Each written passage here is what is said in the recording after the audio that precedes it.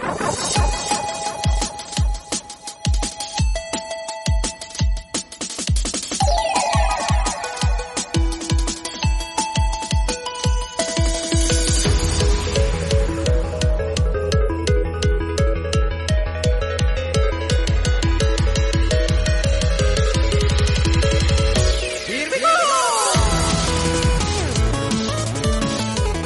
and gentlemen, for August 27th, 2017, this is ATACS episode 20.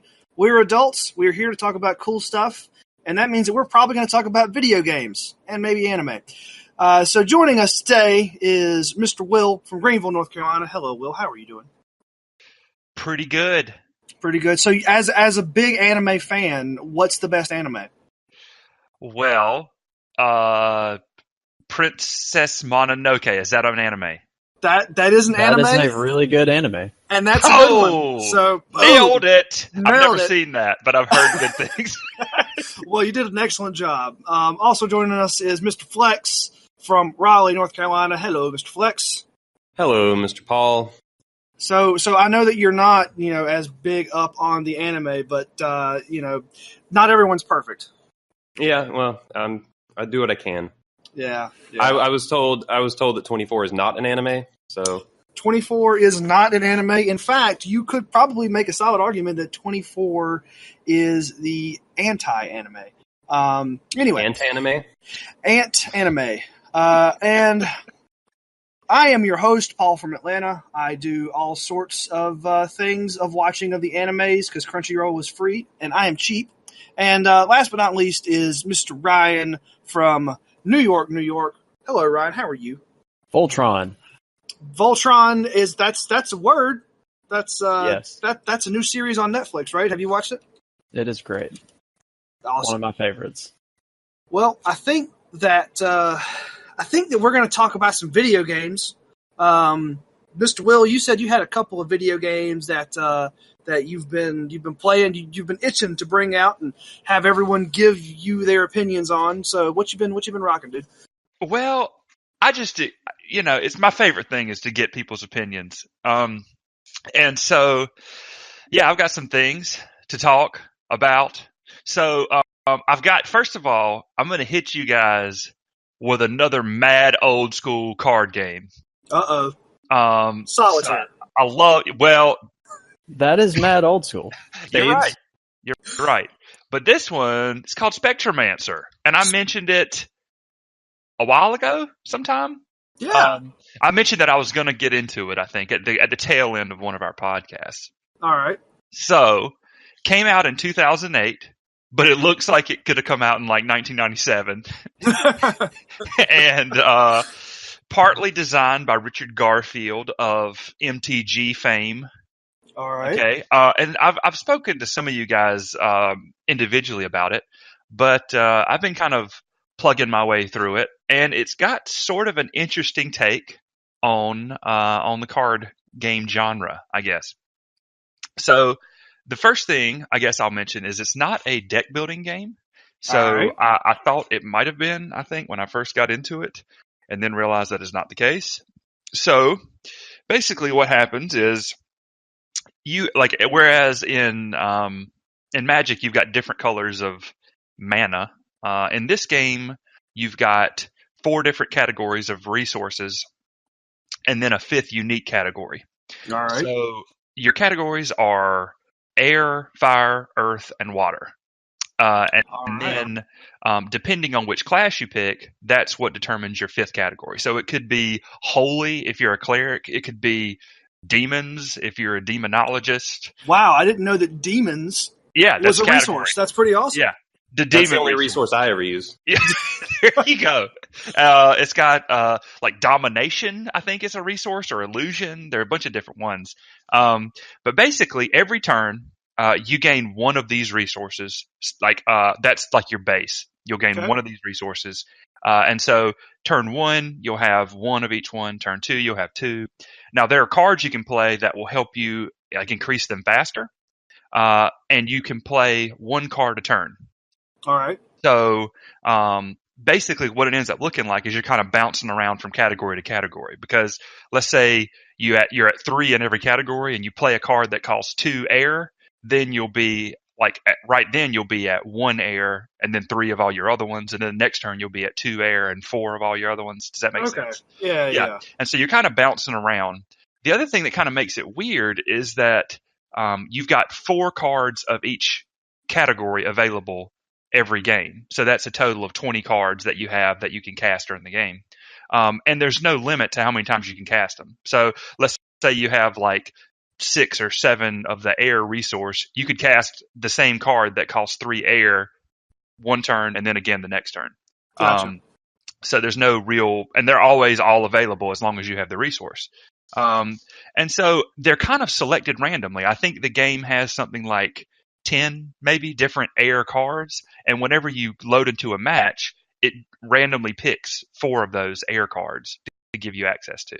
And so that can be a little weird because, sometimes you just might not get a very great pull of that particular element, and that would generally, you'd kind of focus your resources on a different element if you got crap cards in one of them. But it's a pretty simple game. Here's a fun thing. After I paid $20 for this, $10 for the base game and $10 for the expansion, I learned that you can actually play the thing for free online. Like, you could just go to I think it's like Congregate or something. You got to congregate and type in Spectromancer. And it's funny because it kind of it plugs it's like the a other Flash versions. game website, isn't it? What's that? Congregate. Isn't that like a Flash game? Or Yeah. Okay. Yeah, and so someone has put Spectromancer there. It's not, which is not surprising because it's really not a lot going on. But yeah, so if anyone's interested in Spectromancer, you can play it for free on Congregate instead of paying $20 for it like I did. Wow, that's kind of crazy. So is it legit on Congregate, or does someone? Yeah, I just think so. I pirate think it it's and the throw it up same. there? I think it's the same jam. Okay. And I think a lot of people were upset about it. It's funny when you go and look at Spectromancer on Steam. All of the negative reviews list the DRM because it's got that circa 2008 BioShock DRM. Oh, so real bad. You could only install it like 5 times or something like that, and everybody hated it.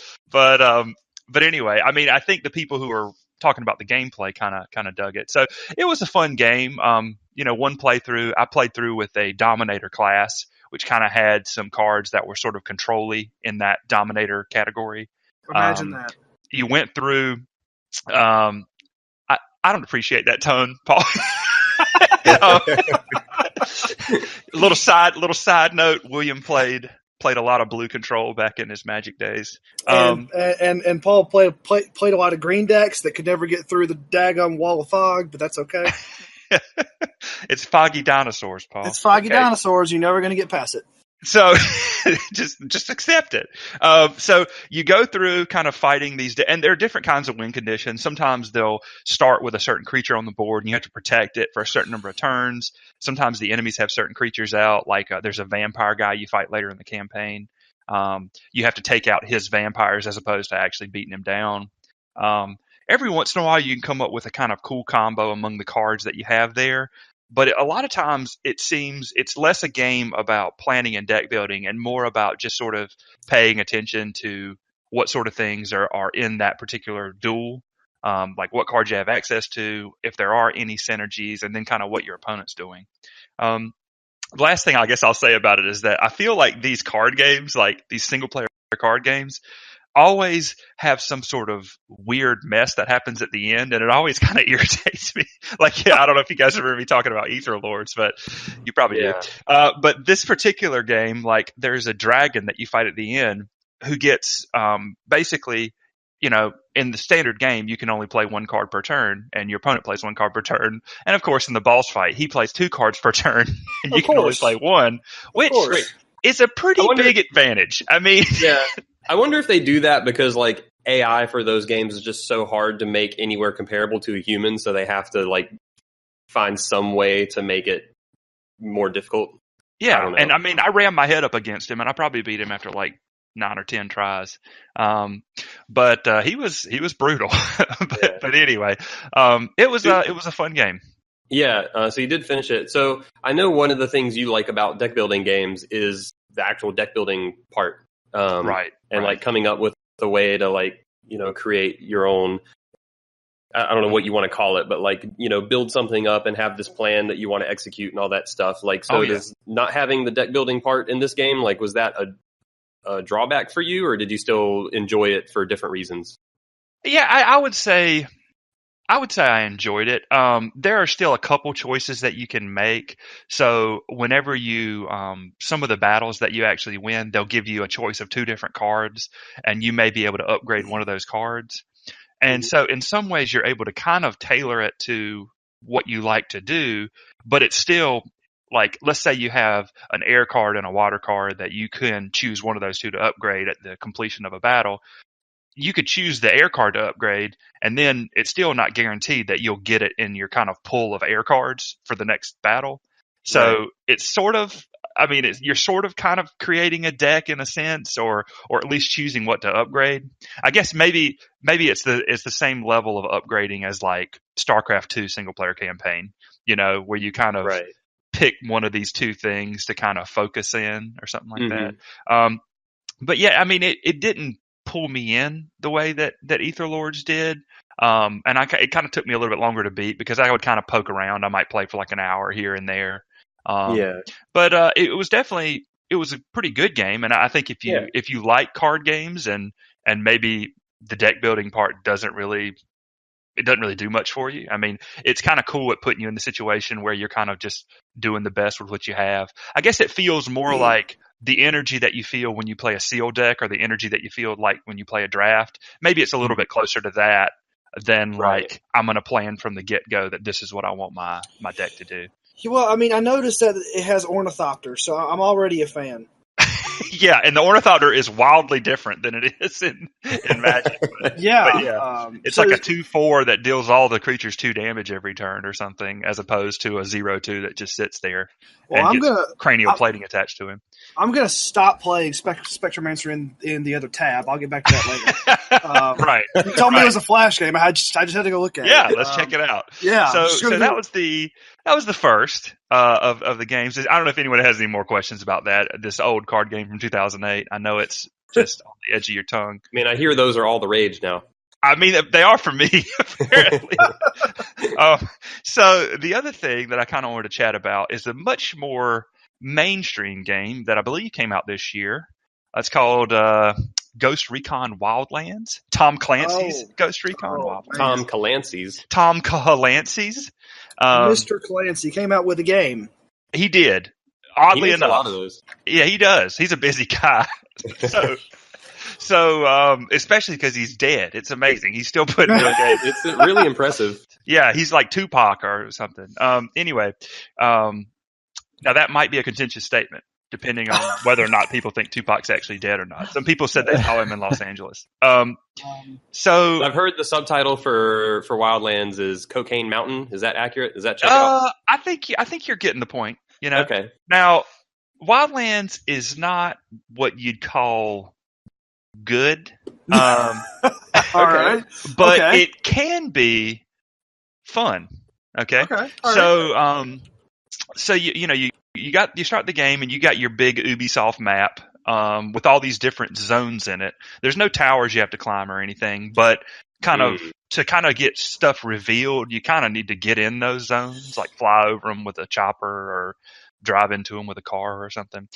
Each of these zones is focused on a certain aspect of this cartel's work. So some of them are like production zones. So you go in there and they're like cocaine factories.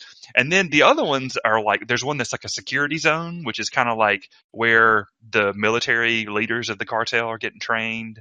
There's one that's like, and then they're even like what I guess you could call them like propaganda zones, where there's like, these preachers who are sympathetic to the cartel, or like entertainers who are somehow affiliated with the cartel. And you kind of just go in there and learn, basically who's in control in that location. How do you find them? And then, how do you get there and take them out? Whether that's like, taking them to your safe house and pressing them for information, or just killing them. A lot of killing them. Sure. And that aspect of the game to me doesn't really get I mean, it's pretty fun. I had a good time with it. You know, I think where people really get bogged down in the game is like you have to get there are these intels that you can find, and then those intels help you find like weapon parts and skill points and bonus medals. And so I think people really get bogged down, and they'll play this game and they'll like, you know, get every single collectible in the game and then say, man, I didn't really have fun. And I think that's kind of where it is an open world game. Is that right? Oh yeah. And I think that's where a lot of people kind of didn't really like it, but I tried to sort of keep my experience pretty focused. I mean, games like that, there's always a fine line of like doing too much of that stuff or too little, like for your own personal enjoyment. Like everyone has their own line. Yeah. And it was funny because my co-op partner at the end of I think it was probably our third or fourth play session, said to me, he's like, so I'm going to go and try and get all this stuff. Do you want to do that? And I'm like, no. He's like, okay. And so then I would see him kind of on there from time to time, you know, getting it. And I'm like, you get it, buddy. But I didn't get it. What are the collectibles? Are they the equivalent of like thermoses from Alan Wake, or are they something more substantial than that? Yeah, they're more substantial than that. I guess like, so basically there are tons of different weapons you can get, like pistols, shotguns, assault rifles, sniper rifles. I've heard of these guns before. Yeah, I like those guns. All kinds of guns, and in each of those categories, there's like 8 different weapons, and then even for those weapons, there are things like longer barrel and different scope and stuff like that. So basically, I looked at this little grid I saw online, and I was like, this looks like the best sniper rifle, and this looks like the best assault rifle. And so I just went and got those, and then just said, okay, I'm done collecting weapons. And weapon parts. So the fun part of the game to me is that when it first starts, you know, it really it's pretty difficult to do anything. And I think this game does a pretty good job of making you feel, I mean, I guess the Ghost Recon games bill themselves as tactical shooters, which really just means, you know, you die kind of fast, as compared to like, I guess, regular first person shooters, maybe. I don't know. But tactical, I guess, also implies that there's a squad, which, you know, my squad was just me and my buddy. Right. Does it fill in AI people? It doesn't. Okay. No. So basically, if you're playing by yourself, you get 3 AI buddies. But as soon as you invite one friend in the game, it's just you 2. Okay. I think you still can have up to 4 friends, but it's like it doesn't do like a fill in the rest of them thing. Yeah, and I don't know, like that just feels like if they balance the game around 4, but then you have to run around with 2. I mean, that did you run into like difficulty issues with that? It started out pretty hard. It really did. Like you got detected really fast, and there's a skill that allows you to get detected less fast. And so that's nice. There's also the sniper rifle that you start with. There's a faction in the game that you run into all the time that it actually can't kill them with a sniper rifle shot. And there are 2 factions in the game. There's the Santa Blanca cartel, who's your main enemy, and then there's the Unidad forces. And the Unidad, the Unidad forces are like they're like the police force in Bolivia, and so they don't attack the cartel or anything, but like if they are around them, sometimes they'll start attacking each other. But the Unidad are a lot more formidable than the cartel. They've got like armored choppers and armored like heavy guns and everything. And so like one of the first orders of business for me was getting a sniper rifle that could actually get through their armor, because otherwise you'll shoot them and then they'll alert everybody. And then you've actually got these little like patrol level things up in the top corner, almost like GTA.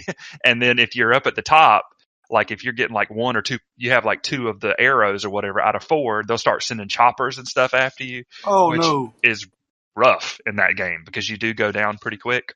But I'll just like hit a couple of like fun little highlights. So when it started out, one of the things that you have to do a lot of times is stop vehicles. So you might have a guy that you're trying to catch who's like on the run in a vehicle. You might have a convoy that maybe you could get some resources from that you want to slow down. And it was really hard for a lot of the game. Basically, you would have to like chase it with a car and like kind of run it off the road, or like maybe blow up a car in front of it because you couldn't really like hurt it. until a partner of mine my partner had a pretty good idea. You start with this drone.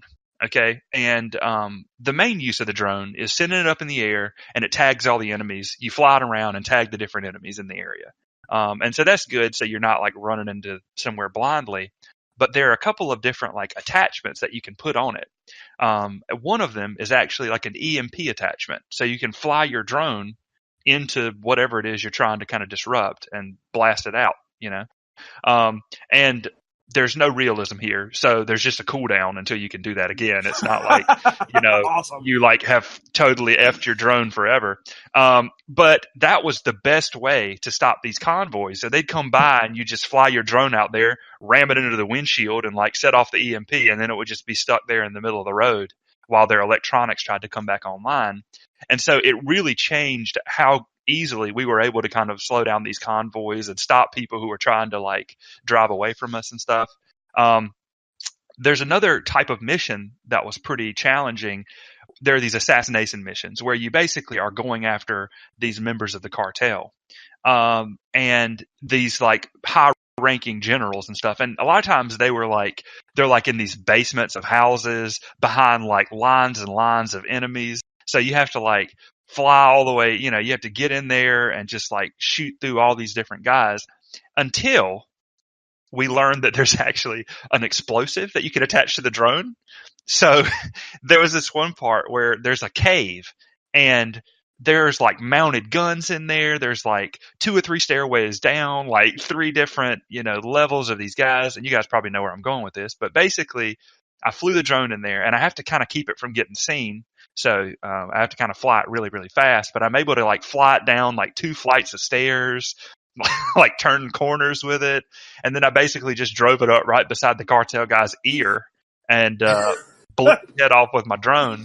And the mission was over. That was it. And then I'm sure all the guys are like, "Oh, where'd the boss go? What just happened?" No. So there are some little things like that. It's fun to fly around in helicopters and parachute out of them. You have a lot of control as you're parachuting down. So sometimes you can like also kind of skip a lot of the majority of a nasty mission by like just parachuting out and then trying to steering it into, sometimes we've like steered into these like windows and porches from our parachutes, like just to try and take these guys out. So it was, it's kind of a fun little sandbox to play around in, but, a lot of the I guess the grind in terms of so the way you actually get skills in this game is you have to find skill points on the map. So that's something that's just kind of like an inevitable annoyance. And then to actually put a skill point into a skill, there's also typically an associated resource. And those resources you get by basically finding resources that the cartel is using, clear out the cartel guys around them, and then mark them for the rebels' use, because there's a rebel faction that's sort of helping you sort of clear out Bolivia. Is one of the resources demon? Unfortunately, no. They're like fuel and food and stuff. Okay. But it could have helped us. Not the same universe as Spectromancer. No, unfortunately not. I mean, I guess the different resources in this are like guns, bullets, drugs. Drugs, cocaine. It's a big one. Cocaine is a pretty powerful resource, apparently. Yeah. So anyway, so it's a fun little playground to play around in. But of course, you have to go get those resources to get your skills up, and then before you get your skills up, the game is pretty rough because like your drone can't fly very far, like before his battery runs out. So you have to like upgrade his battery. Like, he's worse at detecting enemies. So you can like have your drone staring at an enemy for a second or two before he's like, "Oh, there's a guy there. Okay, let me mark him for you." So there are all these like, there's some annoying aspects of, I think in some ways you have to kind of work for the fun. And it is a lot of fun once you get it going, like you've gotten a decent amount of skills and gotten some of the better weapons and stuff like that. But it definitely could get into the fun a little faster. But overall it was a neat time. I mean, if you like these co-op open world experiences like I do, it's probably worth a play. But either way, I don't know if anyone had any interest in Ghost Recon Wildlands or questions. No, I mean, the only thing that I really heard about it was and maybe I'm confusing this with another game. The The humor was real bad. There was a lot of vulgar voice acting that just like not in a good way, and that was putting a lot of people off of the game.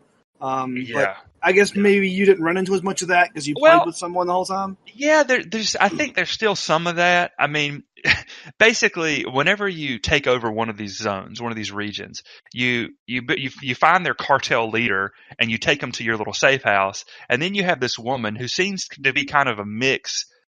Basically, she reminds me of like Claire Underwood from like House of Cards, like that she's like just ruthless and stuff. And then she'll start talking to him, and she always goes from like 0 to 100 really fast. And so like, I guess if you took it seriously, then maybe like you would be like, man, this is really inappropriate.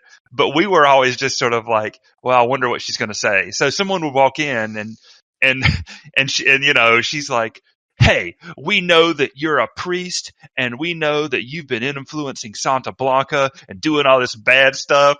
And then he's like, I don't know who you are. And she's like, I'm going to start chopping your toes off, you know?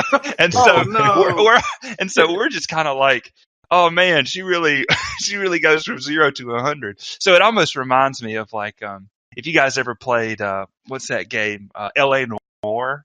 Yeah. Do you remember in some of the interrogations, like, you know, you would tell Cole to accuse the person, and Cole's like, we know that you shot her. And then the guy's like, you don't have any evidence of that. And then Cole was like, you're right, I don't. He would like go to 100 and then back down to 50. His swings were pretty extreme. So it kind of reminds you of that a little bit. Like, I mean, she really like, you know, turns it up to 11 every time that you bring one of those guys in there. So it was amusing to us to just see like what sort of nonsense she started spewing at him as soon as we brought him in. But I guess if you're like, you know, the drug war is a big problem, which I mean, it is. And so in some ways, I mean, maybe Ghost Recon simplifies the drug war to an extreme, you know, that perhaps perhaps they should have taken more care with the subject matter, so to speak. But I guess I don't personally, you know, I guess it just depends on who you are. Certain people would say that, you know, if you evoke it, then you have a responsibility to treat it with respect. I mean, a lot of people were saying that about BioShock Infinite because it kind of brought in these elements of like racial conflict. And so it was saying, you know, if you want to evoke the civil rights movement, then you need to do it with a certain amount of respect. You don't need to do it flippantly or without any sort of significance. And so perhaps people feel the same way about Ghost Recon. I guess I'm fortunate enough to have access to a lot of other depictions and representations of the drug war. And so I'm not looking at Ghost Recon to do that for me. Right. I mean, it's not like you're just there playing the video game with your buddy. You're not trying to pull a deep message out of it, which I don't think anyone really should. Yeah, but it's, you know, I mean, I think there's an argument to be had there. I don't know that we should have it right now, but certain people would say, you know, if you know, you still have a responsibility to treat it with a certain amount of respect. But I just Ubisoft is actually like, they kind of do that a lot. Is like, if you think of a lot of the Assassin's Creed or Far Cry or whatever, or other Tom Clancy games, they actually kind of have a history of like kind of setting their games in potentially like charged like environments, based on various issues, and then they're just really goofy video games. Right. Yeah, and I think there's something interesting about that. I mean, there may be people that are playing Ghost Recon who've been personally affected by the drug war. So even you know, invoking that setting might for them be an emotionally charged thing. And, you know, so I don't know. I mean, I can't say that I had a problem with it in that sense, but I wouldn't put it past other people to have a problem, I guess, in that sense. And I think that maybe they'd be justified in doing so, or feeling that way. But anyway, so it's a bigger argument than maybe we can get into here. But suffice it to say, Ghost Recon. Join us next time for our cocaine podcast. Right, for our drug war podcast. Adults talk about the drug war. Yeah, there's plenty of that though. I mean, I don't even know. Talk about cocaine stuff. I'm not sure if you can find that anywhere but here. Anyway, all right. Well, but that's what's been up, guys. All right, Flex. What about you? What have you had going on? Yeah. Before I talk quickly about two games, something you guys might find kind of interesting is, so I'm someone who obviously buys a lot of video game hardware. Yes. And I tend to keep all of it as part of my collection. But the other week, I sold my Xbox One with no plans to replace it. And it was kind of like a weird moment of like, What? This is like the first thing I bought that just like did not feel warranted. Everyone's got their mistake purchase. I mean, and I even say this as an owner of a Wii U and a Vita. yeah, I can understand that. Yeah. But anyway, I mean, it's just kind of like, I don't know, the state of the Xbox One. Obviously, it has like a lot of crossover, like it shares a lot of games with the PS4 and the PC. So having like owning all three of those maybe diminishes its appeal to me personally. But it was just kind of a weird moment of like, all right, this is like the first console I've ever owned that just does not do it for me. Yeah, we've had a couple conversations about it, because it is, a very unusual thing for you. And it's interesting that in a sense, like they've made it a little bit. I think there have been a lot of articles that have been written, and I haven't read a lot of them, but they're saying that, the decreased popularity of the Xbox One is evidence that console exclusives still matter. And I don't know if I entirely, agree with that. I mean, the other pattern that seems to happen is this idea that, one company rules a generation, they get cocky. The other company rules a generation and they get cocky, and I don't know if that's in dispute, but I know that some people made that argument with PS2 prior to Xbox 360 and then 360, prior to the Xbox One. Well, and to a certain extent, from Nintendo to Sony, between the SNES and the PS1. Yeah, and that could be possible too. So, there was that drop off there too. I know for me specifically, I said, I feel like if you attach this Kinect to it, it's not something. I feel like I'd be paying extra for something I don't even want. And then of course they went on record. Initially they seemed really willing to do the whole no use games policy, which I didn't think was a very consumer friendly move. And then I basically made up my mind that I was going to go PS4. And then once you've got one, you're kind of already in that camp. So even when they come out with the version that doesn't have the Kinect, you're like, well, I'm kind of already on this train, I'm already on the side of the tracks. Yep.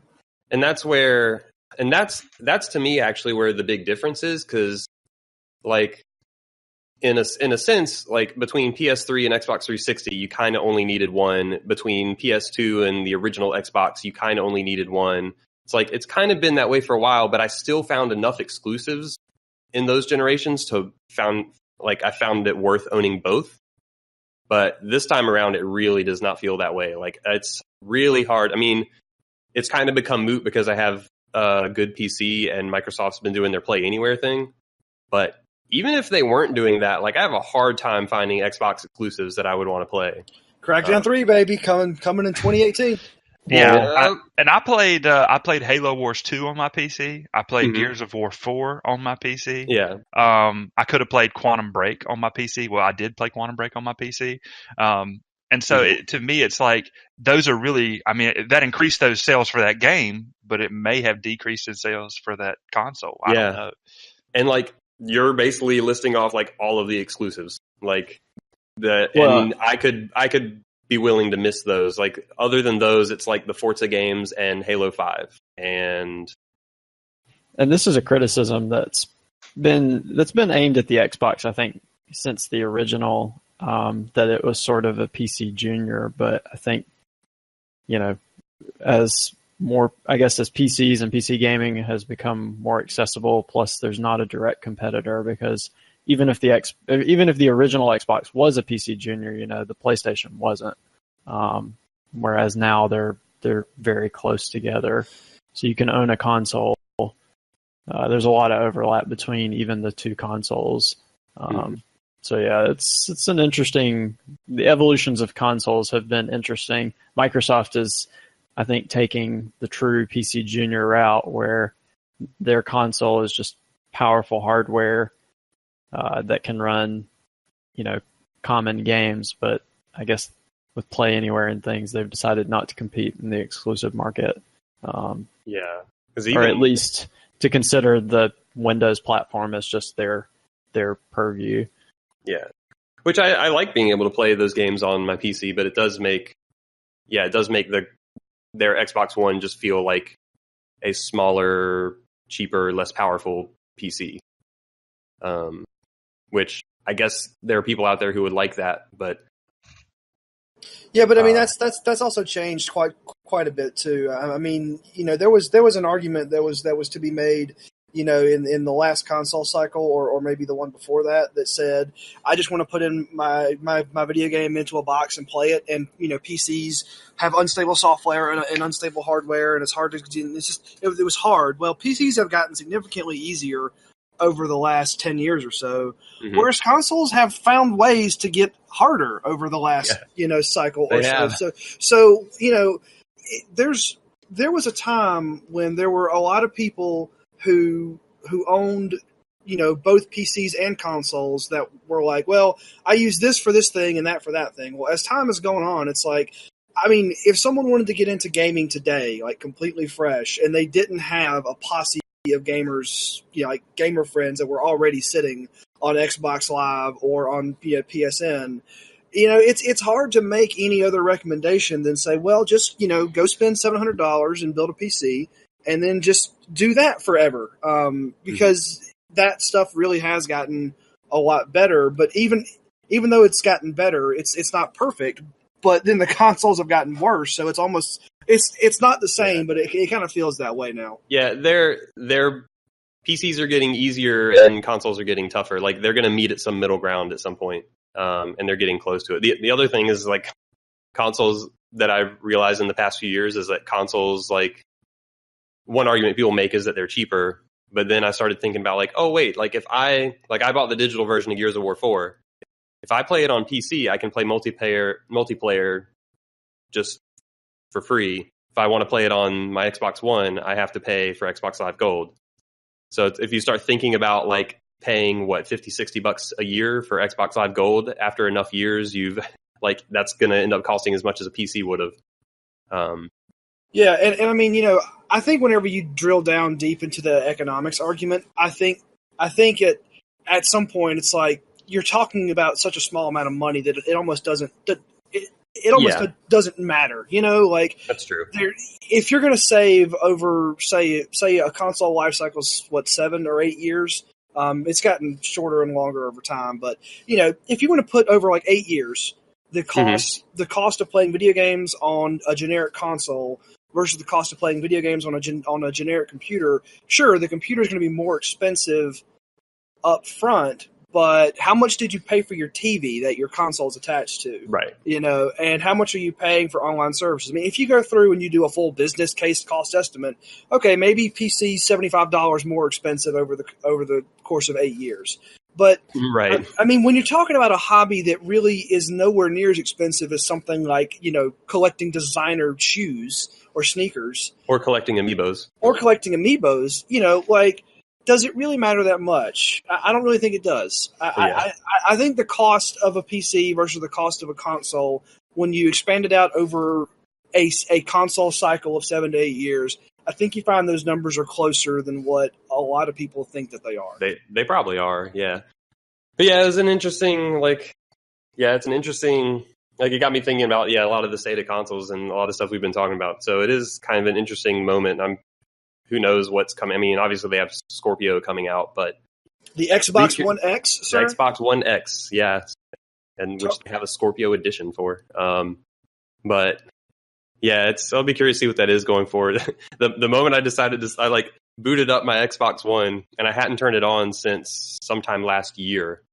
So of course I had to go through like all these updates and everything, and then I was sitting there staring at the I was trying to decide if I wanted to sell it or not. And I was sitting there staring at the dashboard, and I'm like, man, this dashboard is still like the worst designed interface I've ever seen on a video game device. And then I navigate to my game sections, and I'm staring at what's installed, and it's the Halo Master Chief Collection because it came with my console, Halo 5, Forza Horizon 3, Rise of the Tomb Raider, and then the Rare Replay Collection.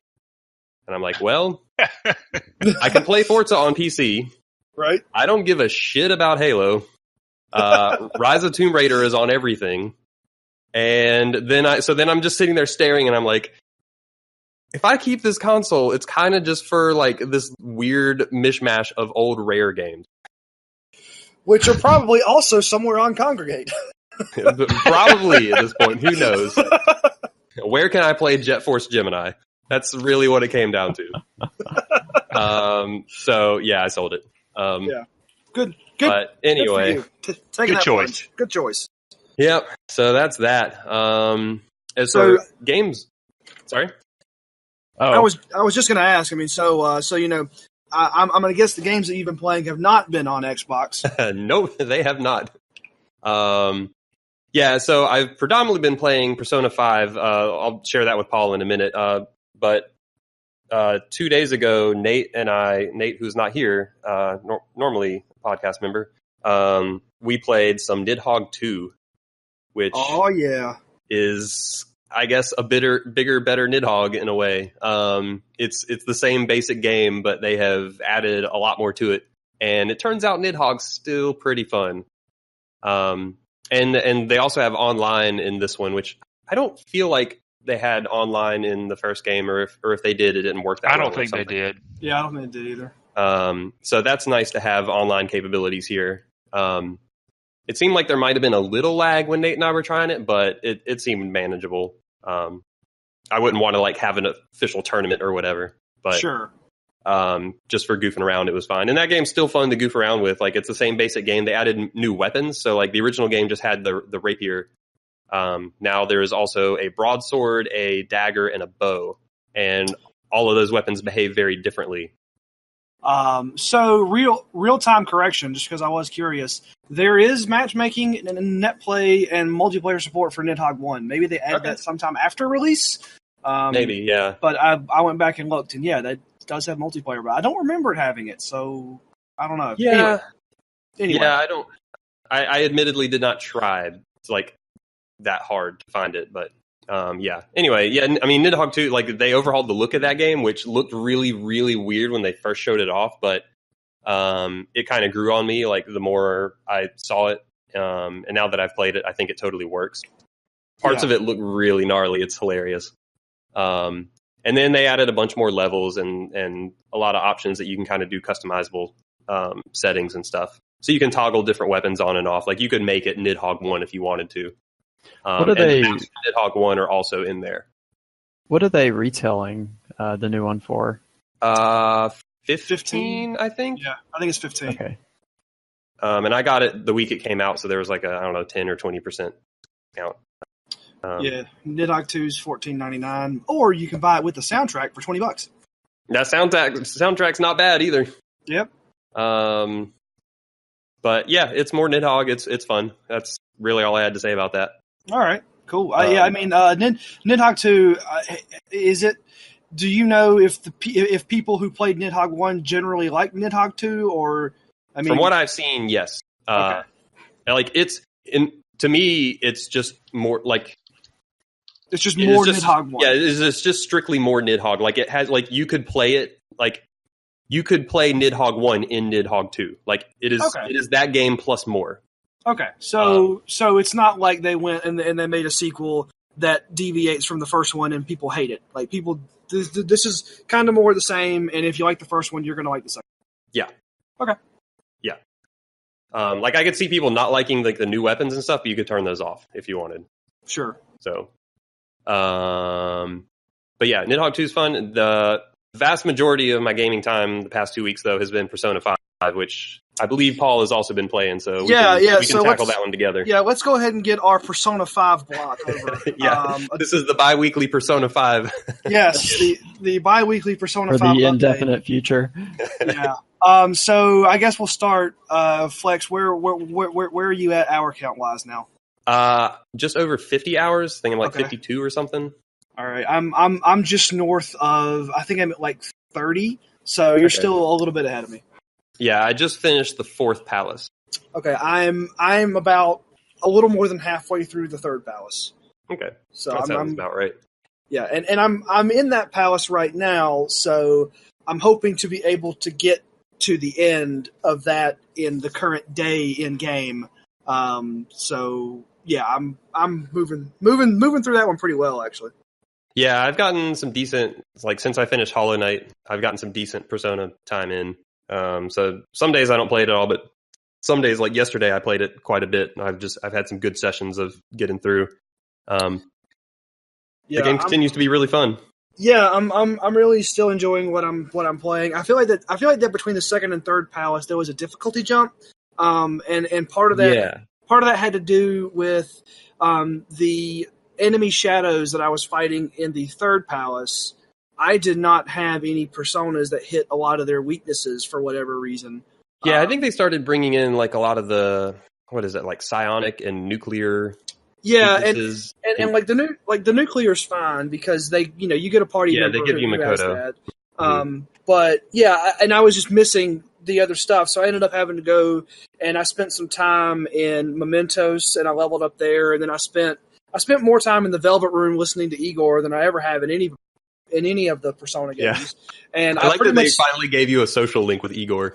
Yeah, I pretty much just sacrificed every persona I had to make an entirely new and different set of personas, and now I'm just blazing through that third palace. But I also had a realization while I was in one of my many Persona fusing sessions in the past week that I've probably heard that Velvet Room music more than any video game music during the course of my life.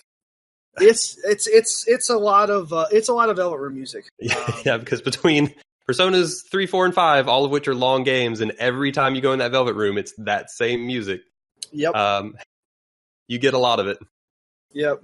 So yeah, I don't know that I've got too much more to really say about it other than like where I am. But yeah, I'm still really enjoying it. The difficulty jump kind of took me a little bit by surprise, but yeah, I do think it jumped a little bit. I actually think the fourth palace was a little easier. I don't know if it was because I spent some time in Mementos between the third and fourth one or what, but I was, how when you like press L1 to like get your Batman vision or whatever. Yeah. And then enemies are color coded. Like I was seeing a lot of blue in the fourth palace. So I don't know what's up with that.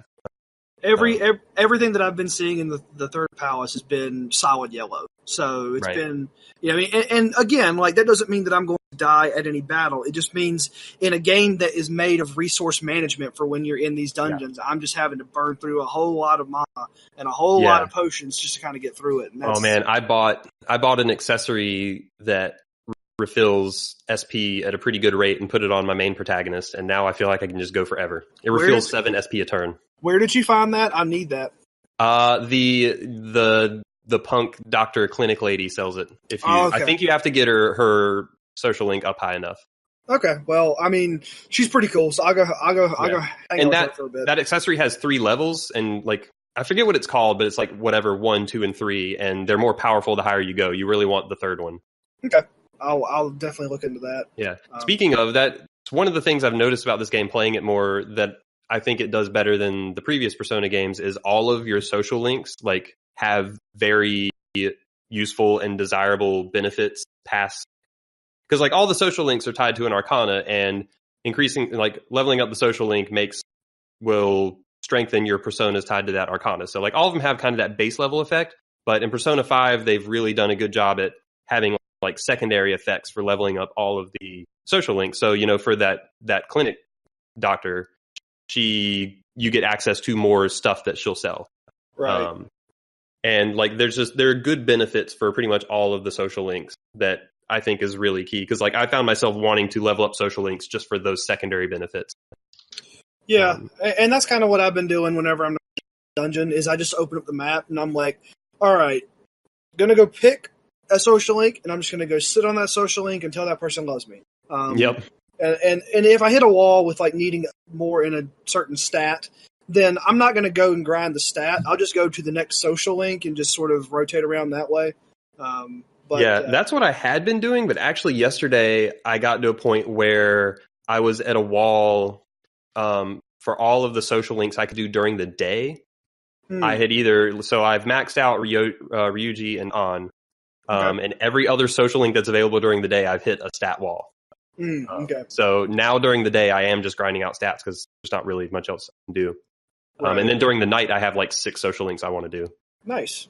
But yeah. anyway, okay. Is it a spoiler to speak about what characters you can date in this game? I don't think so. I mean, they're pretty open with who you could date in a lot of the pre-release material, like marketing stuff that came out. So I think that's probably fine. Okay, so this is so super weird. You can date adults. You're a high school kid. You're like in 10th grade or something. You can straight up date adults in this game.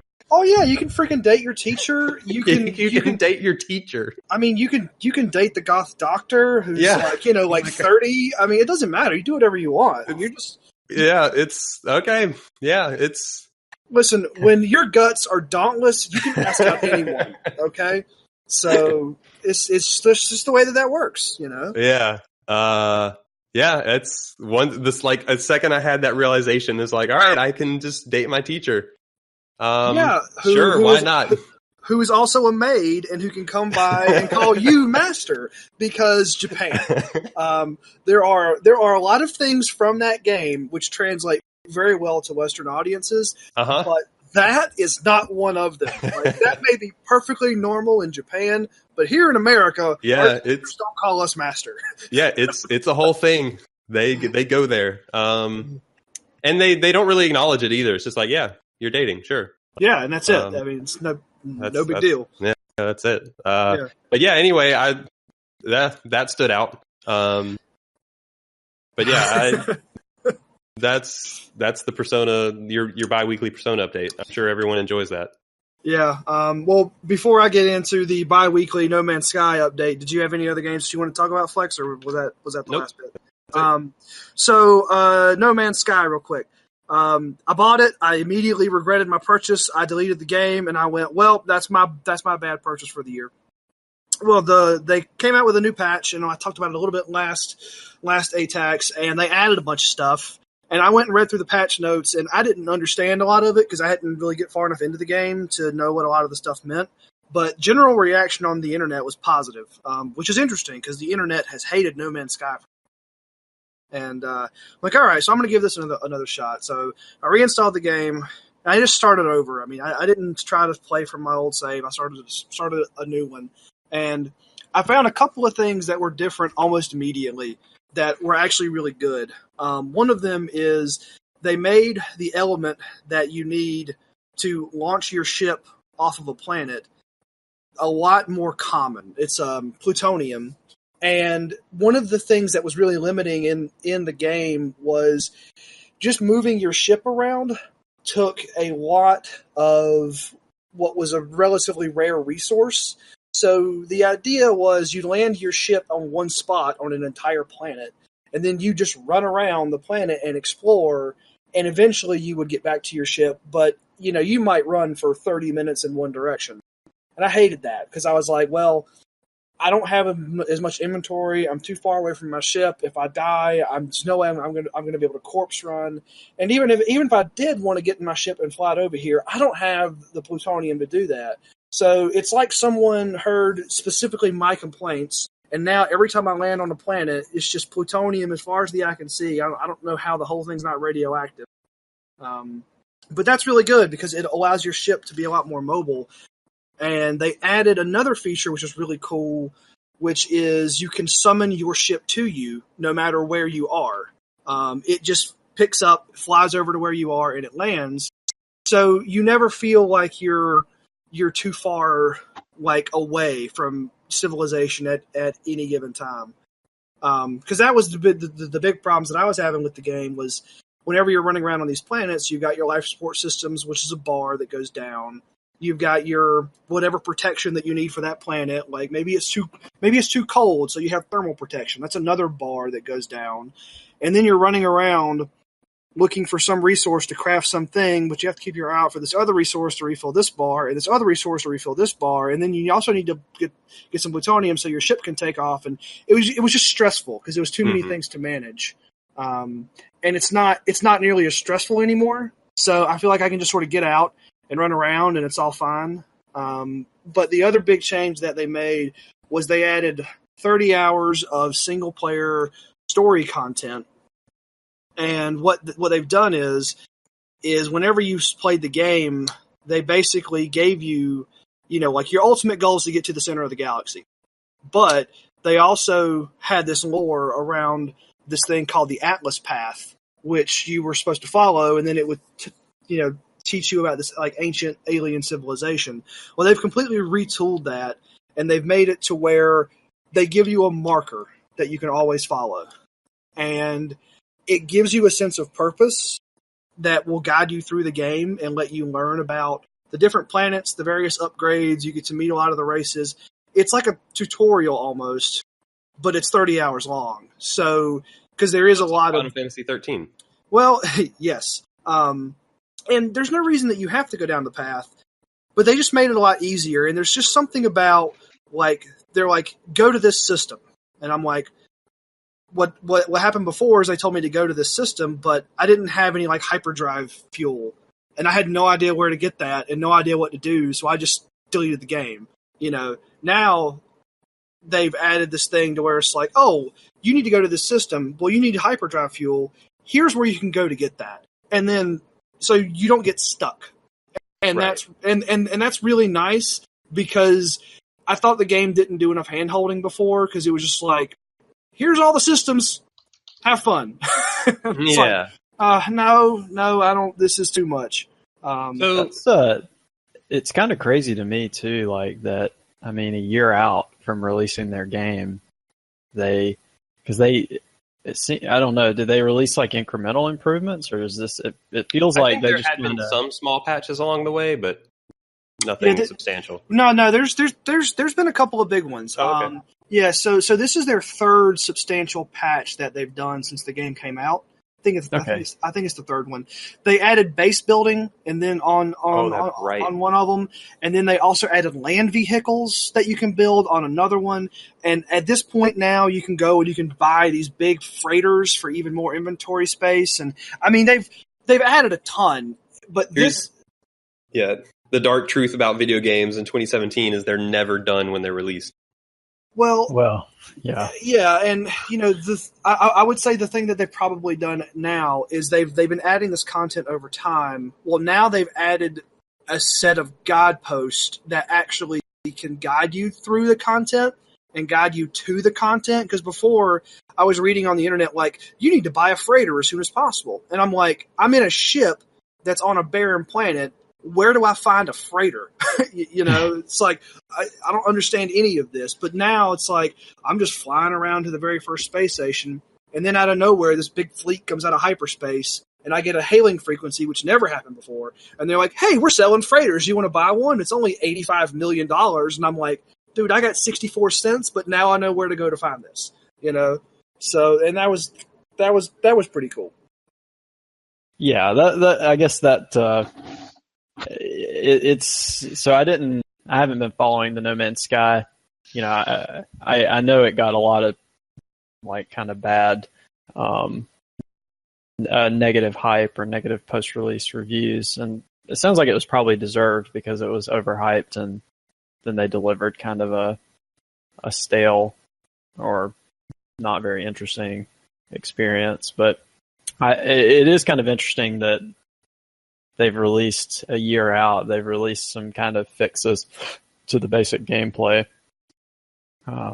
Yeah, and I think now is about the time when I'm not quite there yet. I want to play another 4 or 5 hours just to really get a better feel. But I don't think I regret purchasing it, but I'm also not quite to the point where I feel like I could make it a general recommendation. You know what I mean? Yeah, I mean, I was going to ask, were these changes meaningful enough to you that you're enjoying it now? Yes, I am enjoying it now. Before you were very clearly not.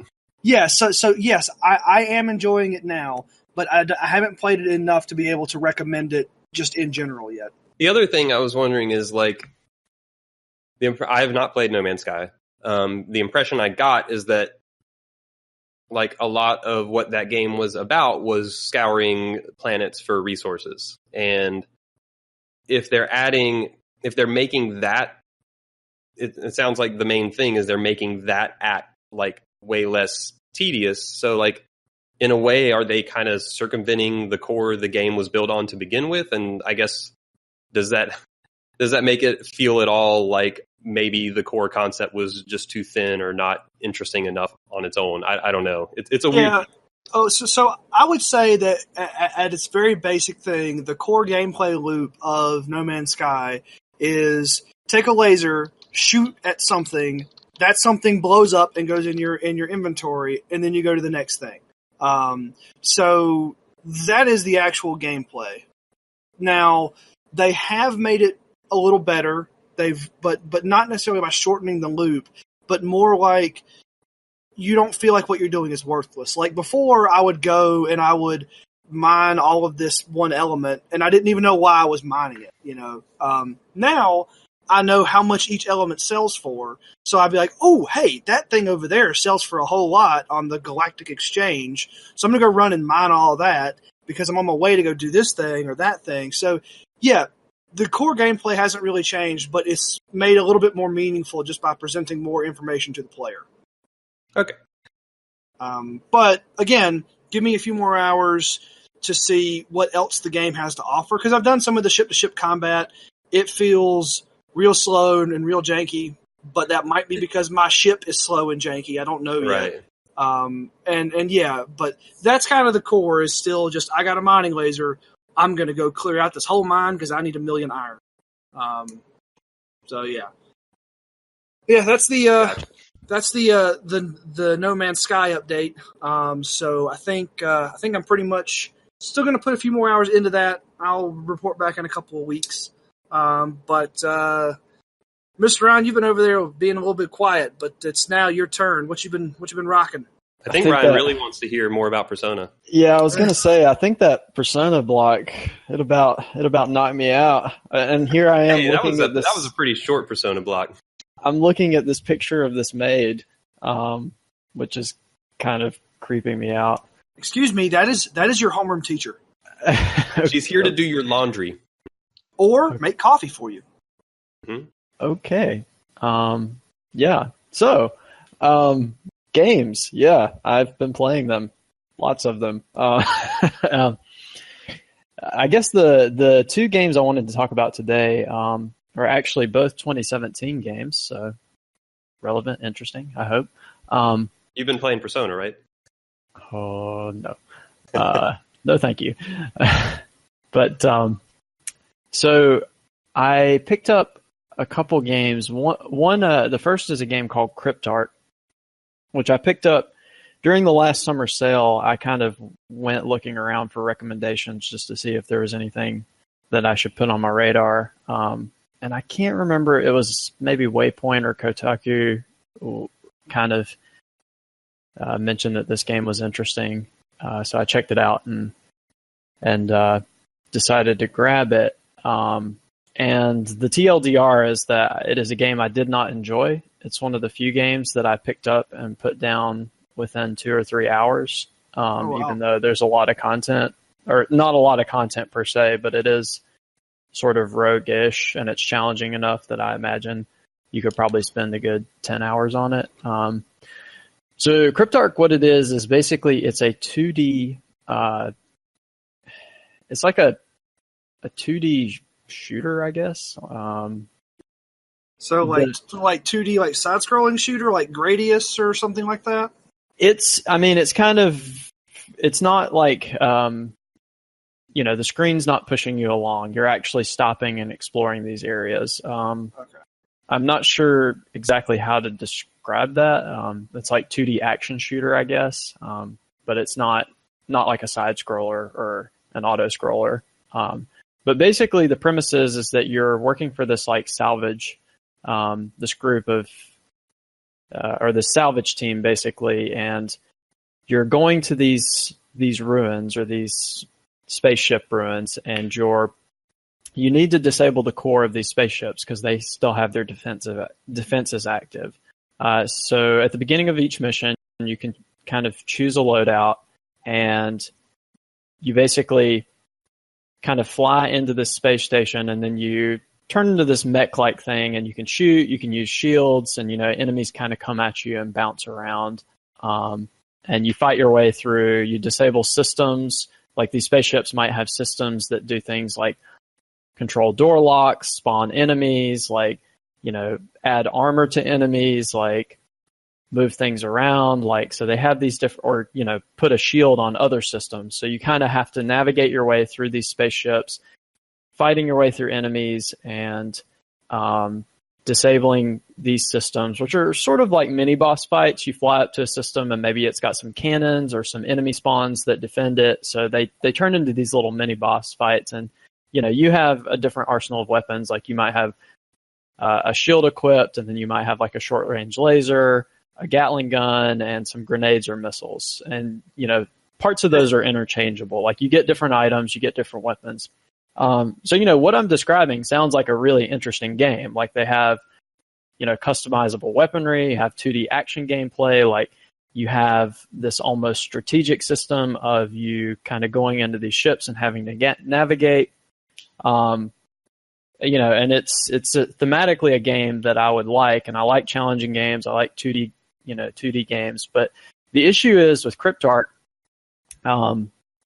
is I guess a couple things. One is that basically like nothing about the combat like rewards you from a gameplay or mechanic standpoint.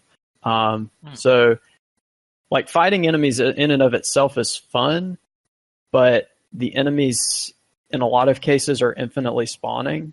No, and that's no good. Yeah, and they don't drop anything that helps you.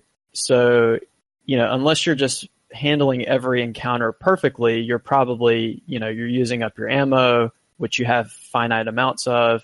They're chipping away at your health. Like, there are a lot of physics in the game, so enemies can bounce around or like shoot things that bounce. So like it becomes very, and as enemies are infinitely spawning, like the screen can fill up with them. So like, unless you're just a complete pro, like you're probably going to take some chip damage. So then the game really becomes about just blitzing to these systems as fast as you can through these masses of enemies, like especially in the bigger maps. And then some of the maps get really big too. So, I mean, you can spend like a minute or two, like getting from one system to the other in a ship that has 20 systems. So it just turns into this, like, they have all this cool, these cool ideas. And like, but then because there's an Infinispawn, because there are no rewards for killing enemies other than the fact that they can't shoot at you, and they can hurt each other, like, and a lot of times they can't chase you that quickly. So really it's just like, it's better to just run at them. They're probably going to like kind of shoot each other in a crossfire and, just boost past them as quickly as possible. So that becomes like, once I've found the gameplay kind of turning into that, especially on the more challenging missions, it's like, it's just not doing it for me. The only other thing to say about that for me is that there are two modes. There's a campaign mode and a roguelike mode. I started with the campaign mode, and that one actually I feel like is even more frustrating because you have like an economy, like you have a certain amount of budget to do these ships. All right. But basically, your bullets cost money, repairing your hull costs money, like everything costs money, and if you don't, there's also a bonus for doing the ship really quickly, and there's a penalty for not doing it quickly. So again, it kind of boils down into like let me just fly past all the enemies and shoot these systems down as quickly as I possibly can, and hope things work out.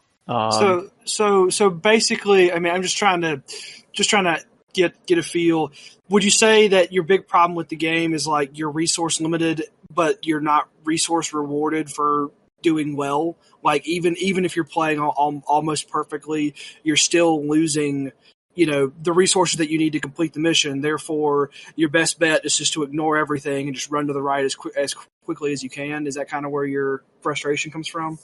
Yeah, it's kind of tough to explain because I like a lot of the ideas that went into it, but when it boils down to it, your ultimate goal and the combat systems are kind of in some ways I feel like at odds. So it's like I can enjoy the combat, but doing so in the normal gameplay mode, like fighting enemies is only costing me. Like, even if I enjoy sitting here shooting bullets, picking off enemies, like, it only hurts me to do that.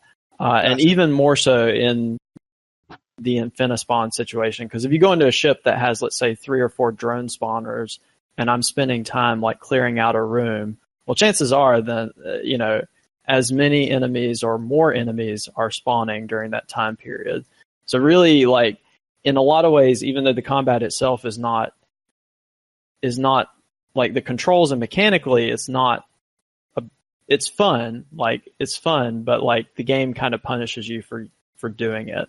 So it created this really like frustrating, like, it made the game as a whole not fun. Right, and that's the reason why I was asking is because you're kind of describing almost to a T my big problem that I was having with No Man's Sky, in that the game wanted me to explore, yet the act of exploring didn't give me enough resources to actually do anything other than just barely survive exploring. So what's the point of ever even leaving the ship if I'm not going to get anything for it other than just walking around? Right, it's like the game kind of actively punishes you for playing the game, in a sense. I mean, yeah. And normally I like challenging games. It's just I feel like the way they've structured the challenge is like, it's to basically blitz these subsystems or whatever, and that just wasn't a great experience. Gotcha. That was just a lot of random bullet helling. Right. Yeah. So swing and a miss, it happens. Yeah, and it does. I mean, and you can't really, when especially Steam nowadays. I didn't want to Steam, but there's just so much stuff coming out on Steam. I don't even know if you can believe the user reviews for that anymore. It's just like, you just have to try every so often, and not all of it's going to be good because Steam as a store is not curated nearly as well as some of the other stores are. Just try every video game. Yeah, no, get out. Get that out of here. Yeah, it was tough to suss out. I mean, people seem generally positive on it, and I like a lot of the controls felt reasonably good, and a lot of the design decisions were interesting, but then the core of the game was just not fun. It was just like Infinispawn bullet hell that, that costs you for doing anything. So yeah. Which I guess sort of segues into the second game I wanted to talk about. Another game released this year, not that long ago, called Sundered. So this was actually a game I backed on Kickstarter. This one is a 2D kind of Metroidvania, which that's a really broad like subgenre type thing. I would say that term has lost all meaning at this point. Yeah, I would say it. So let me think of how. So it definitely has some action RPG elements. And it definitely has some exploration mechanics. So you do have a progression system. It's like a grid progression system. Killing enemies, finding boxes, like fighting bosses and killing bosses give you like these experience materials. I think they're called shards. And then you also find abilities which unlock, allow you to reach shortcuts and other parts of the map.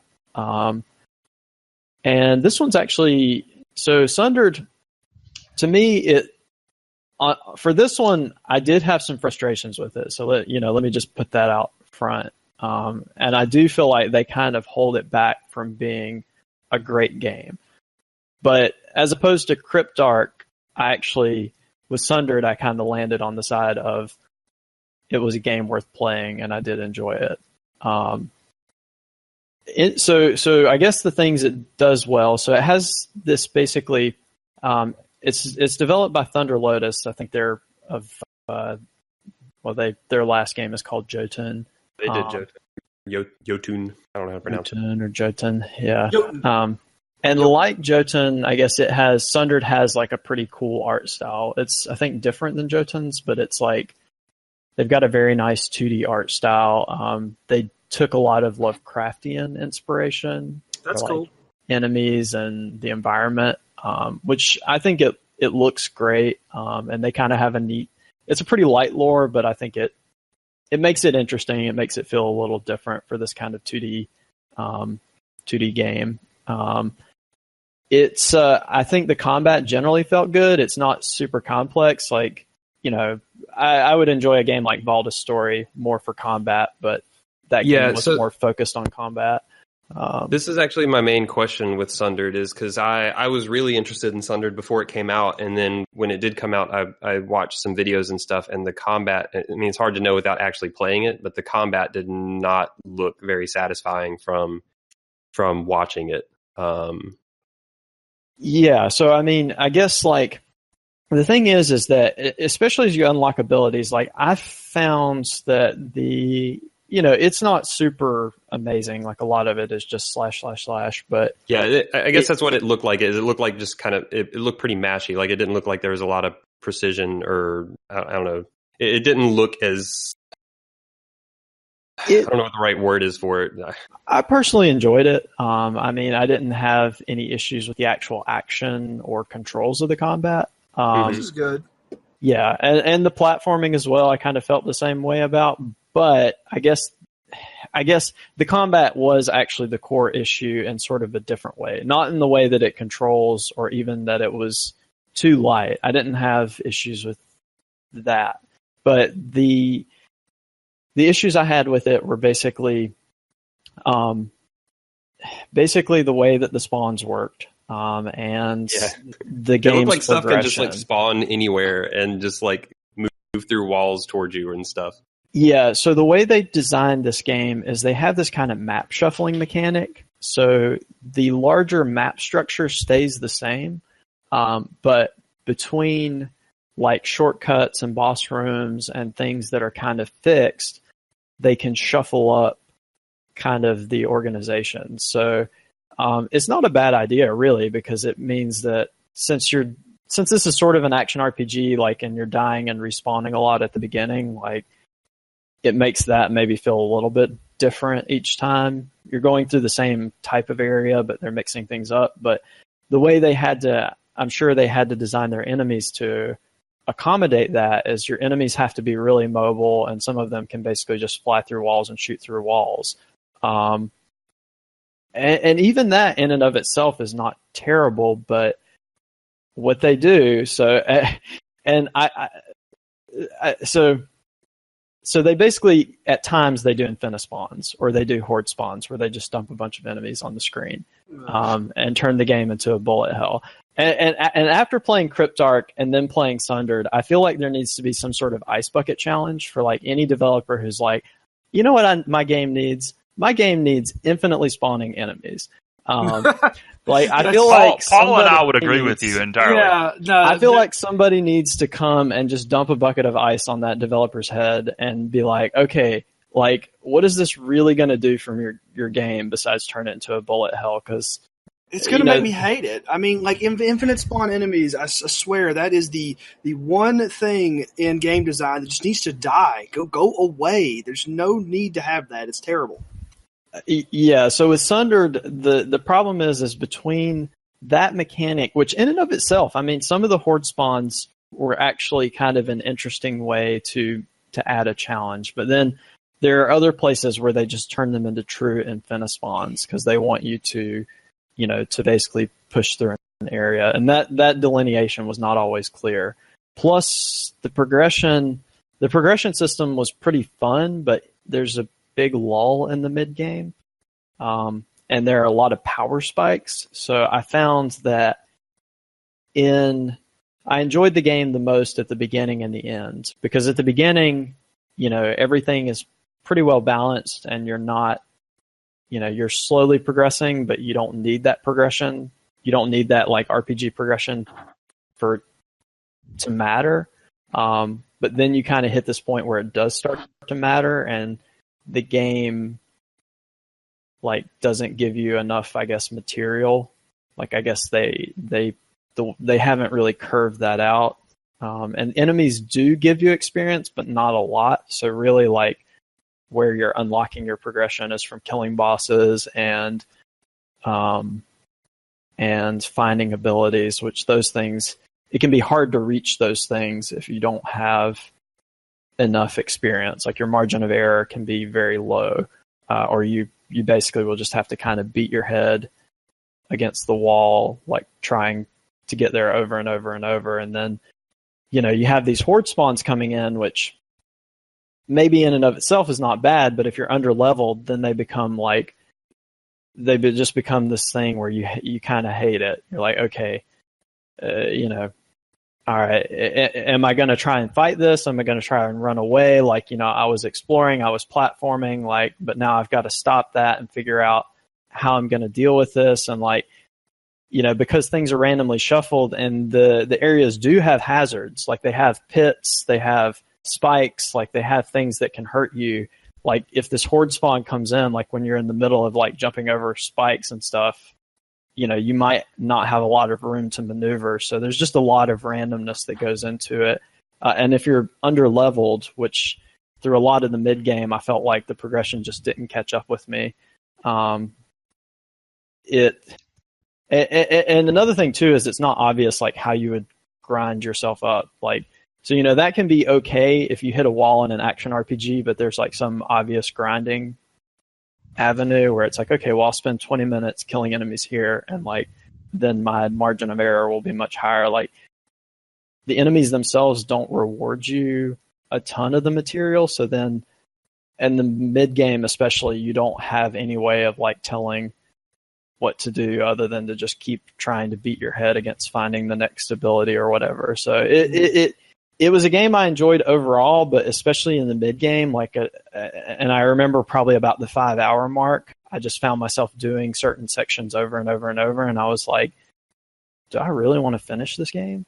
And then you know, I pushed through and I ended up enjoying it more towards the end, but there's this huge lull because of the combat and progression that just just make the game kind of a pain. And I played on the second difficulty, so there's like normal, hard, and insane. I played on hard. Yeah. So how long did it take you overall, do you think? I think 10 hours. Okay. So it's not a super long game. Yeah. So, yeah. And I don't know. I don't. Flex, you play a lot more of these types of games than I do, but the concept of getting like stuck on one of these and having to grind, that just sounds kind of terrible to me. Yeah, I mean, that's almost the antithesis of a lot of games close to this mold. Yeah, because I mean, and you know, like whenever I think that kind of genre, you know, and I know that the genre's been kind of beat to death over the last bit, but I mean, if there's one thing that I would say that I would not expect to find in whatever's left of that genre, it would be that kind of grinding. So that just sounds kind of yeesh.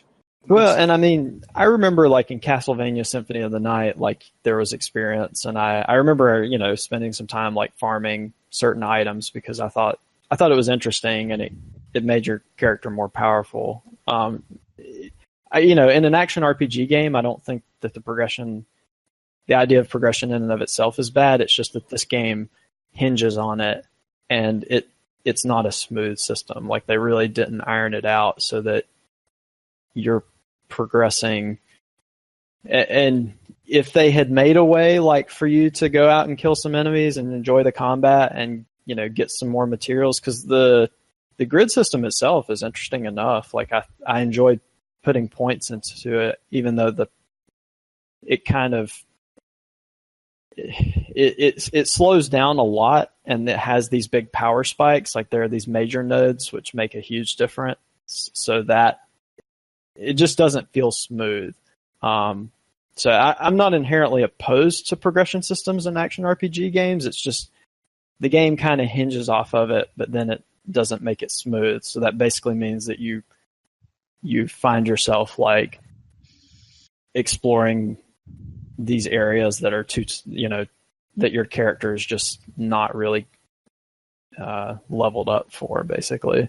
Right. Yeah. Well, I don't know. It certainly doesn't sound like something that I'm interested in. But yeah, you know, that's okay. I'm a self associate away from those kinds of, you know, those genres of games. I've just never really enjoyed them. But I know that that's just me. Yeah, I mean, and I often gravitate towards those, and I was interested in this before it came out, but and Ryan's kind of confirming some of the stuff I had heard. Like after it came out, I kind of thought it sounded like it had some things that I wouldn't get into as much, so it kind of fell down the priority thing. And it sounds like Ryan's echoing a lot of that stuff that I heard. I do think the like shuffling map mechanic sounds potentially interesting, and some of the videos I watched, I saw a boss fight, and the boss design looked really cool. So I could see like there being some really neat art in there. Yeah. No, they do. The boss fights were pretty cool, like pretty epic, and they had a little bit of story play. Nothing's too deep, but a little bit of story play that I thought was kind of neat around that. Okay. Well, were those the two that you wanted to get into, Mr. Ryan? Yep, those were my games. All right. Well, we don't have a ton of time left before we have a hard break, but here's what I think we're going to do. I think we're going to take a quick break. We're going to come back, and we're going to cover just a couple of news stories that we want to get into. It'll be a pretty short news section, those. So stay tuned, and we'll be back right after this break.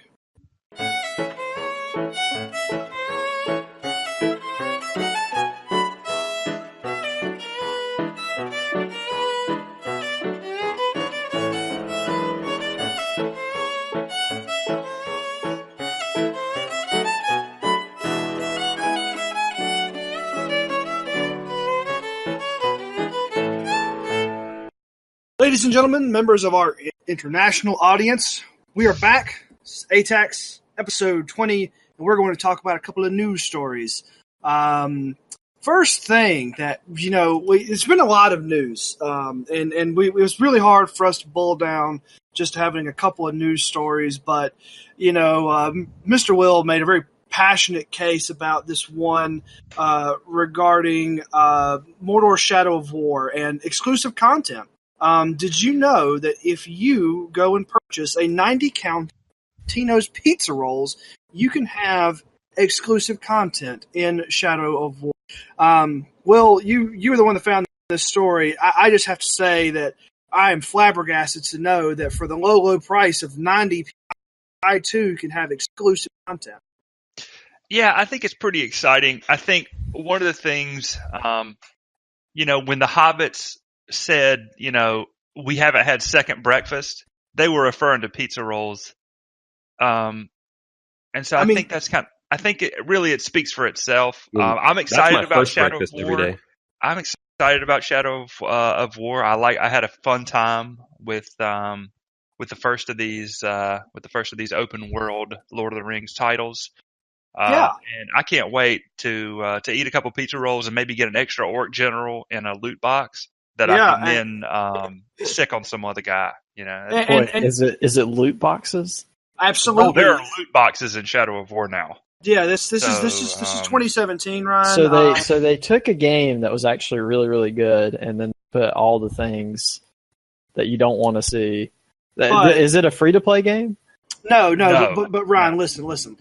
Just so you know, you don't have to buy the 90-count pizza rolls on any one day. You can enter codes from any Totino's Pizza Roll or Party Pizza box between September 1st and March 31st of 2018. They're giving you a wide window to collect 100 in-game gold.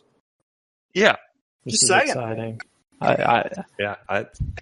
I'm feeling it.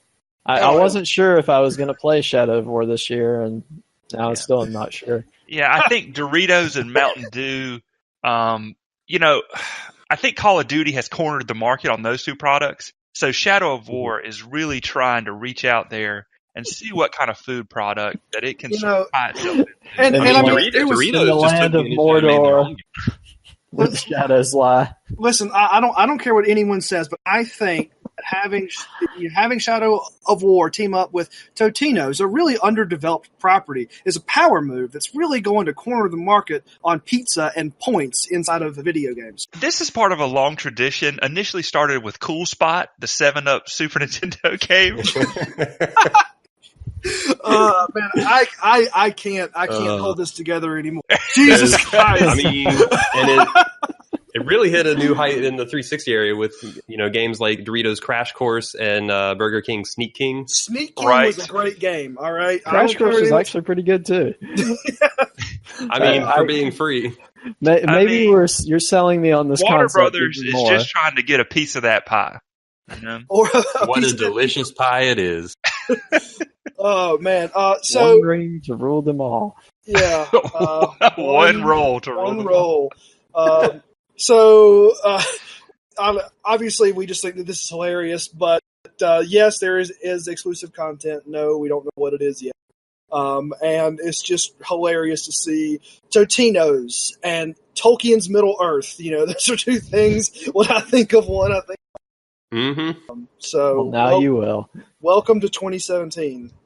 So It's a weird place. it's a real weird place. Yep.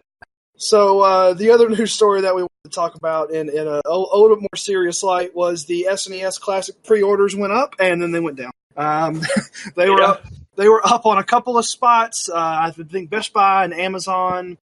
They went up in the very middle of the night and then they were sold out on the pre-orders within minutes. If you didn't happen to be awake at 2 or 4 or whatever a.m. and see a notification, then sorry. Yeah, and the other part of this is obviously this is going to be a limited release product. So everyone's trying to get one, if not for themselves, scalp on eBay for hundreds of dollars.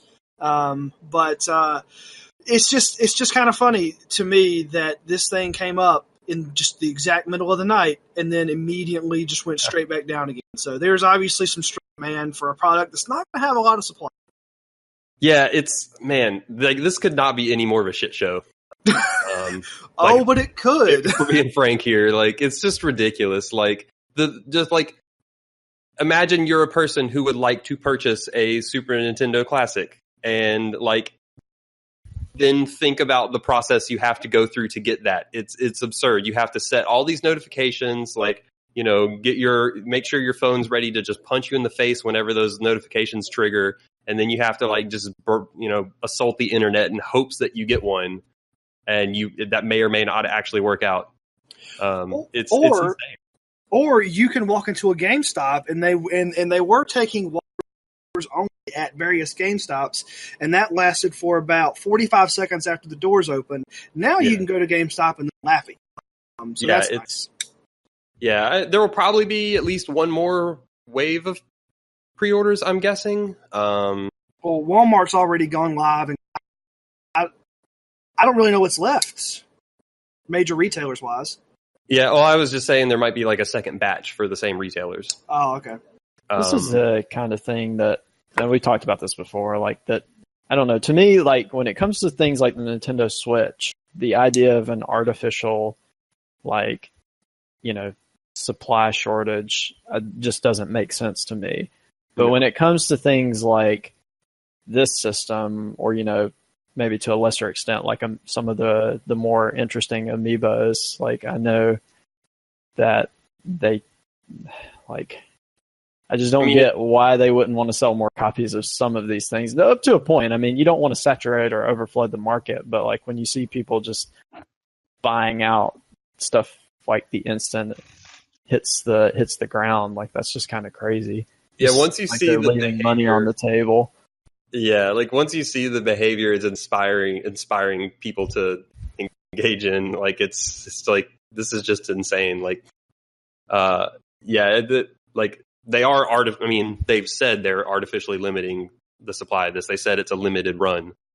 But yeah, then you just see all of the fallout of what happens, and it's at some point it's just really just make more of these things. Come on. Yeah. And I kind of don't get it. I mean, other than the fact that it has Star Fox 2, which, for this kind of thing, I would just say wait and see if they release it somewhere else. But especially at that price. It's not about the games. That's the thing. You're not buying this because you want to play these video games, because you can play these video games anyway. I can already play Super Mario World. That's why I don't get it. So the reason why people want it is because it looks cool on their shelf. And also the reason why people want it is because other people, because demand is a weird thing. Once you know that a supply for something is limited, it makes you just want to buy one just in case you might want it one day. And that just sort of drives that, and that's why Nintendo's making a limited run, because they know that they're going to sell every single one of these that they make if people think it's going to be super rare. And that's just, they're just playing games with the human psyche, which they're not the first company. So, I don't know. Yeah, the whole thing just sucks. For anyone who wants one of these things, like trying to think about actually getting one is a nightmare. Yep, which is why I'm going to walk into a GameStop some day and just see if I can just buy one over the counter. And if not, then I'm just not ever going to get one. Yeah, I'm just not even going to bother with it. Let's save myself the headache. Yeah. Well, that was the only news stories that hit today. We've actually got to jump out of here a little early, and I think I'm having mic issues. So for that. You are. Yep. Fowler, do you want to go ahead and wrap us up? Sure. Yeah, I guess just real quick, see what other people are playing. I'm obviously going to keep playing Persona 5, and I'm really curious to see Mario plus Rabbids Kingdom Battle comes out this week. So, that's this week. Yeah, that's in 2 days. Crazy. Yep, it's already time. Video games are happening, y'all. So yeah, I'm mostly gonna be playing Persona 5, and I'm curious to see how Mario and Rabbids turns out. Will, what you got coming up? I don't know. I mean, at one point I was thinking I might try Fallout 4 soon. But a good friend just lent me Horizon Zero Dawn. So maybe how nice of them. Yeah, so I may play some of that. Cool. What about you, Ryan? What you got? Well, after I finish up, I'm wrapping up some of the stuff I've been playing before, like Final Fantasy V. After I knock those out, I want to pick a game from 2017. I'm not sure which game I want to pick yet, but I've got Hollow Knight, there's Pyre, and I think XCOM 2. Is it War of the Chosen or something like that? The DLC is coming out tomorrow. Yeah. Okay. So, and there was something else. You can get actual XCOM and then Mario XCOM. Yep. There you go. There you go. There you go. Lots of cool stuff on the 2017 radar that I haven't cracked into yet. Just need to pick one and go with it. Yeah, and then you also got the Oh, and Fire Emblem Echoes. I also want to play. And if you have a lot of spare time, there's also Zelda and Persona. Yeah, those are on my after I get through some of this other stuff list. Except Persona, that's not me. I don't know if your internet's working well enough. If you want to try and say what you're playing, Paul. Yeah, I'll give it a shot. I think it might have stabilized. Just going to keep going on with Persona 5. A few more hours of No Man's Sky, and that's going to be really about it. Cool. Well, I think that's going to do it. Take us out, Paul. This has been ATACS, episode 20. Next time we're at episode 21, which means that our episodes can drink. Woohoo! We'll be back in about 2 weeks, so keep tuned then, and you can hear us talk about Persona 5 some more. Thanks for listening, and we'll see you then.